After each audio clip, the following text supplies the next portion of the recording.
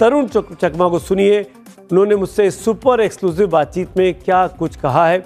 बारी बारी से मैं वो सवाल लेता हूं और आपको सुनाता जाता हूं कि आखिरकार क्या कुछ कहा एंजल चकमा के पिता तरुण चकमा ने हमारे साथ इस बातचीत में।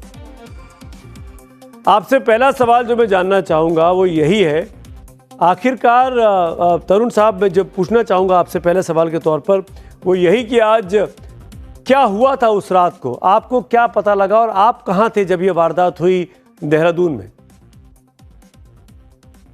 जानकारी तो सर मैं तो मणिपुर में रहता था सर, आई ड्यूटी में। तो रात को मेरे छोटा बच्चा ने मेरे को रो रो के कॉल किया, पापा भैया को मार दिया, ऐसे कॉल किया।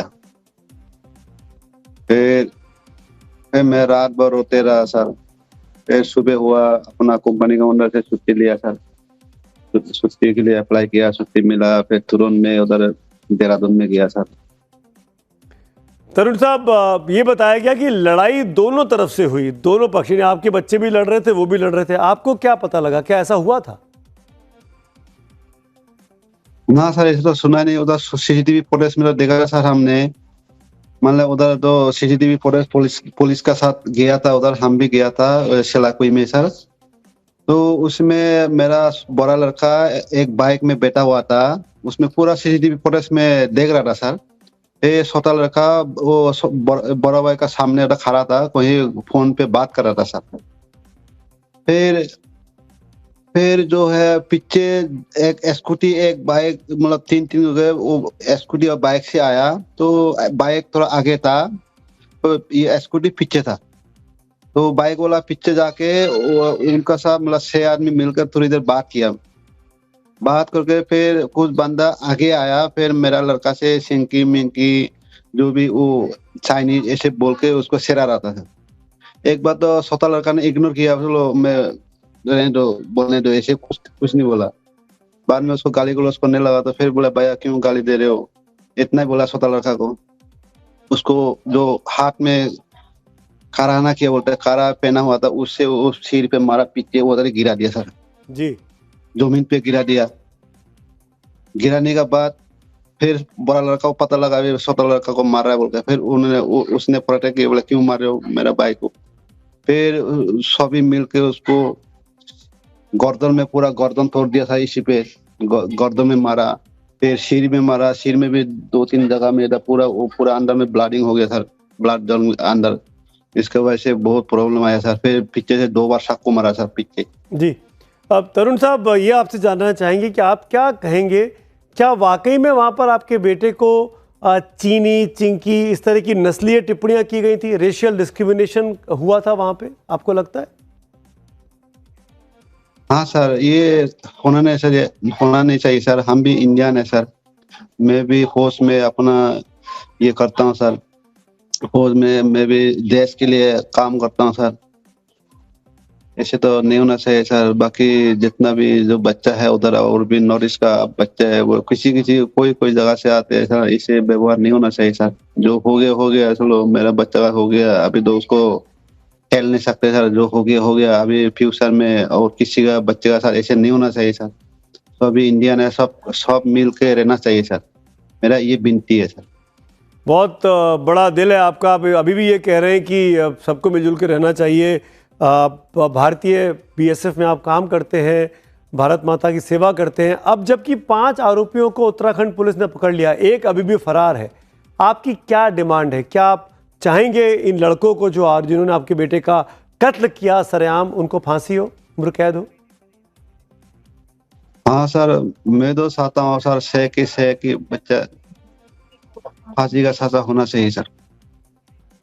जी, फांसी की सजा होनी चाहिए। बहुत बहुत शुक्रिया चकमा साहब हमसे बात करने के लिए।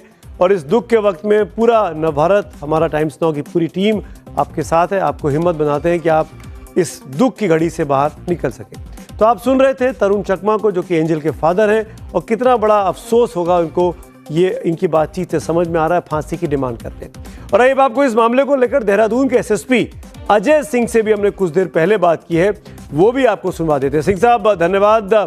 आपके शहर में, जहाँ के आप एसएसपी हैं, वहाँ एंजल चकमा जैसे मेधावी छात्र की मारपीट के दौरान मौत हो जाती है। क्या कहेंगे आज आप? देखिए, पहले मैं ये कहना चाहूँगा कि बहुत ही ट्रेजिक और सैड इंसिडेंट हुआ था और इस इंसिडेंट जो है 9 तारीख की शाम को ये घटनाक्रम हुआ था, जिसमें जो विक्टिम है वो अपने भाई के साथ जो है शॉप के पास एक गए हुए थे अपनी नॉर्मल जो ग्रोसरीज है और अन्य चीज़ों को लेने के लिए। वहाँ पर एक सेकंड ग्रुप था जिसमें 6 लोग थे, जिसमें एक मणिपुर के भी छात्र यहाँ पर रहते हैं, निवासरत हैं, यहाँ काम कर रहे हैं। साथ ही साथ उनके अन्य मित्रगण भी थे, जिसमें 10वीं का पढ़ने वाला छात्र भी था और 12वीं का पढ़ने वाला छात्र भी था। एक छोटी सी पार्टी के लिए वो लोग वहाँ बैठे हुए थे और एक जैसे ग्रुप में होता है, जैसे जिस तरह का यूथ है 15 साल से 22 साल का, वो अपने आपस में जोक्स को क्रैक कर रहे थे और उसमें कोई टिप्पणी आपस में दोस्त लोग की आ रही थी, जहाँ पर विक्टिम और उनके ब्रदर भी वहाँ पर थे। तो ऐसा वहाँ पर हीट ऑफ द मोमेंट हुआ कि ऐसा प्रतीत हुआ कि कोई ऐसी टिप्पणी की जा रही जो उनके ऊपर हो, जबकि उनके द्वारा जो अभी हमारी प्राइमरी पूरी इन्वेस्टिगेशन हुई है उसमें उस ग्रुप द्वारा आपस में ही हंसी मजाक और टिप्पणी की जा रही थी, जिसको रोकने के बाद, समझाने के बाद कहीं ना कहीं वहाँ पर क्लैश ओरिजिन हुआ और उसमें एक इंजरीज उसमें ऐसी हुई जिसमें हॉस्पिटल जाने के बाद जो है इलाज के बाद 26 को जो है इसमें जो है विक्टिम की डेथ हो गई थी। और इसमें जो पुलिस द्वारा जो केस लिखा गया था, पहले अटेम्प्ट टू मर्डर की इसमें धारा जो मेडिकल्स हमें मिले थे उसके आधार पर लगाई गई थी। 5 लोग को इसमें हमने 6 लोग को टोटल आइडेंटिफाई किया था, इसमें 5 लोग को पुलिस द्वारा इसमें अरेस्ट करके जेल भेजा गया है। साथ ही साथ एक और अक्यूज है जो नेपालीस मूल का है और जो वहाँ से फरार हो गया था, उसके वेयर अबाउट्स के बारे में जानकारी की गई कि वो हरिद्वार वन जगहों पर काम कर रहा था, संभवतः नेपाल भी जा सकता है। उस पर रिवॉर्ड भी घोषित कर दिया और टीम उसकी गिरफ्तारी के लिए लगी हुई है। बड़ी इंपॉर्टेंट 2 बातें की। नस्ली टिप्पणियां हुई थी उस दिन वहां पर, आपस में जो बातचीत चल रही थी लड़कों के बीच में, वो मजाक में हुई या किस अंदाज में हुई ये तो आप नहीं बता सकते, लेकिन उस तरह का एक मामला सामने आया। दूसरा, आप कह रहे हैं कि एक व्यक्ति, एक लड़का, एक आरोपी भागा हुआ है, शायद नेपाल चला गया। क्या यही मास्टरमाइंड है? क्या वही आपकी पकड़ से बाहर निकल गया? आखिरकार देहरादून पुलिस पकड़ क्यों नहीं पाई उसको? कैसे निकल गया आपकी चंगुल से वो? देखिए, इसमें जो सेक्शंस लगी हैं, जो धाराएं लगी थी, पहले अटेम्प्ट टू मर्डर की लगी थी, फिर अटेम्प्ट टू मर्डर के बाद जो है इसको मर्डर में कन्वर्ट किया गया। तो जो भी सेक्शंस लगी थी वो सभी पे इक्वली, चूंकि कॉमन इंटेंशन, ये 6 जो अक्यूजों की कॉमन इंटेंशन थी, तो कॉमन इंटेंशन के हिसाब से 6 पर सभी सेक्शंस लगी है और सब बराबर के दोषी है और इसमें कोई भी बचने नहीं पाएगा। मैं आपको अभी, चूंकि आपने सवाल पूछा है कि बच के निकल गया, चूंकि इंसिडेंट मैंने बताया कि वो 1 दिन बाद रिपोर्ट हुआ था और मुझे लगता है कि with in matter of hours है कि हम उस तक पहुंच जाएंगे। तो बहुत बहुत धन्यवाद हमसे बात करने के लिए सिंह साहब, लेकिन उम्मीद करते हैं कि आपको जल्दी कामयाबी मिले और छठे आरोपी को भी आप पकड़ पाए। इसके साथ ही